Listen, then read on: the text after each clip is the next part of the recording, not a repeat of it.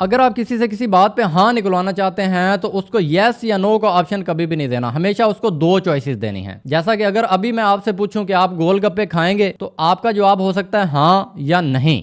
लेकिन अगर मैं आपसे ये पूछूं कि आप गोलगप्पे खाएंगे या दही भल्ले, तो अब इन दोनों में से आपको एक को चूज करना पड़ेगा। अब या तो आप कहेंगे कि मैं गोलगप्पे खाऊंगा या आप कहेंगे मैं दही भल्ले खाऊंगा। तो इसी चीज को हम अपने बिजनेस के ऊपर किस तरह इंप्लीमेंट कर सकते हैं। अब ऑब्वियसली आपका कोई भी बिजनेस है तो उसके अंदर जब कस्टमर आता है तो वो आपसे एक चीज के बारे में नहीं पूछेगा। अगर वो एक चीज भी लेने आया है तो वो उसकी 3-4 अलग अलग वेराइटीज आपसे वो कंपेयर करेगा। फर्ज कर लें आपकी कपड़ों की दुकान है, तो जब कस्टमर आपकी दुकान के ऊपर आता है तो वो 8-10 सूट तो कम से कम निकलवा के देखेगा ही। अब आपने उससे ये नहीं पूछना कि मैं आपके लिए पैक कर दूं, बल्कि आपने उसको ये कहना है कि मैं आपके लिए ये वाला पैक करूं या ये वाला पैक करूं। अगर आप ये कहेंगे कि क्या मैं ये आपके लिए पैक कर दूं, तो वो कहेगा हाँ या नहीं। लेकिन अगर आप उसको ये कहते हैं कि मैं आपके लिए ये वाला पैक करूं या ये वाला, तो अब उसके लिए चॉइस होगी कि ये वाला लूं या ये वाला, इन दोनों में से एक तो लेगा ही वो कम से कम। इस ट्रिक को आप किसी भी बिजनेस के ऊपर, बल्कि किसी भी सिचुएशन के ऊपर इंप्लीमेंट कर सकते हैं।